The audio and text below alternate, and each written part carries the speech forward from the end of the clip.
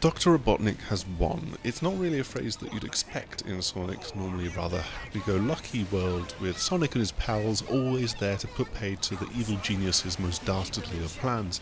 Yet what we see here is a world in which Dr. Robotnik has formed a team of evil villains, many of his own creation, but also including the new villain known as Infinite, forcing Sonic to form a resistance to try and take the world back from their evil clutches.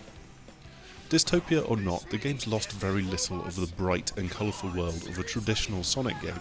Cities might be under Robotnik's heel and being devastated by meteors crashing into buildings, but it's still painted in the same kinds of vibrant primary colours and brightness that you'd expect. The setting sun still lends everything this gorgeous orange glow.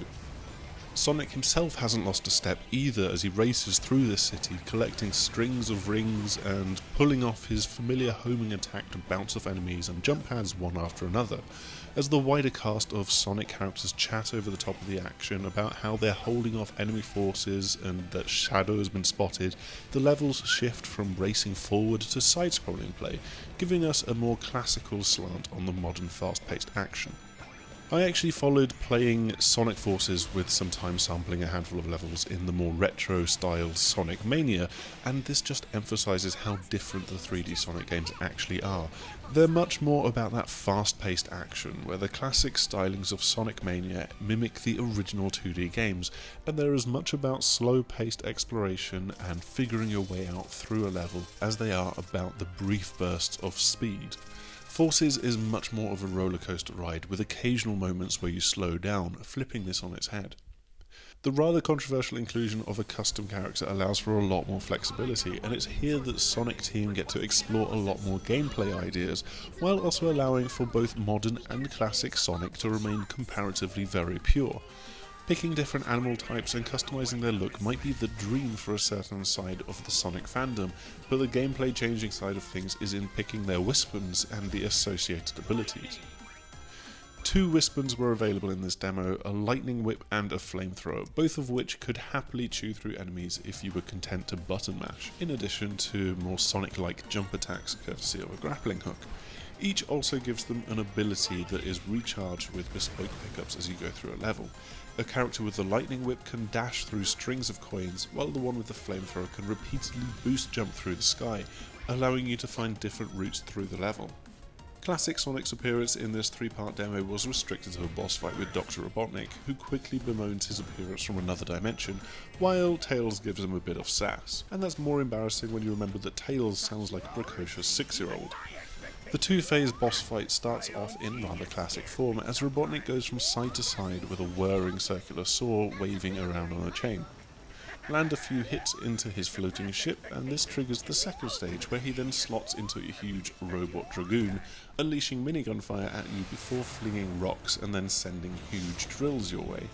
It's a relatively tricky boss fight actually. Before, that is, you realise that you can actually just stand over to one side to avoid the rocks, and that you then need to bounce off the metallic balls that also rain down in order to stagger and deal damage to him. This potentially even lets you break the sequence so you don't have to dodge the minigun fire, for example.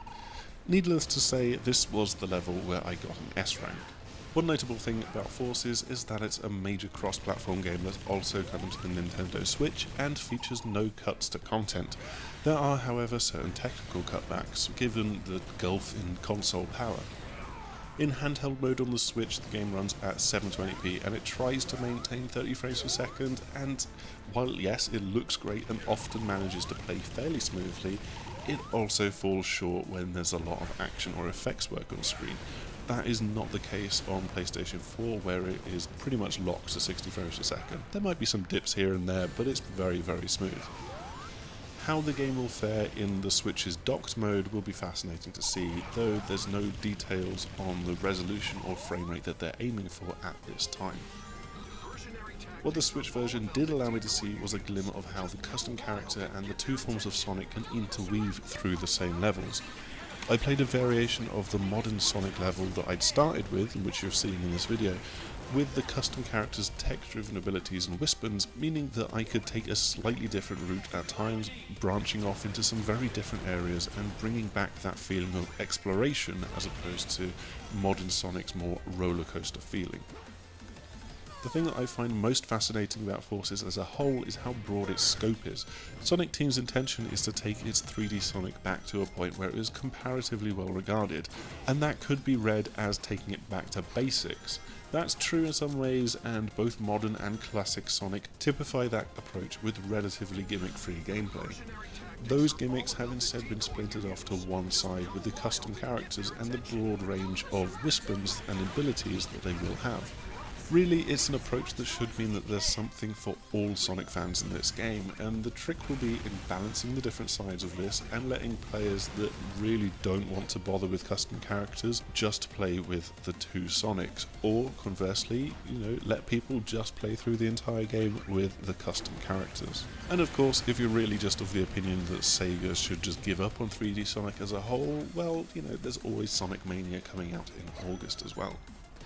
Thanks for checking out this video. We'll also have some raw gameplay footage posted on YouTube shortly, so check those out.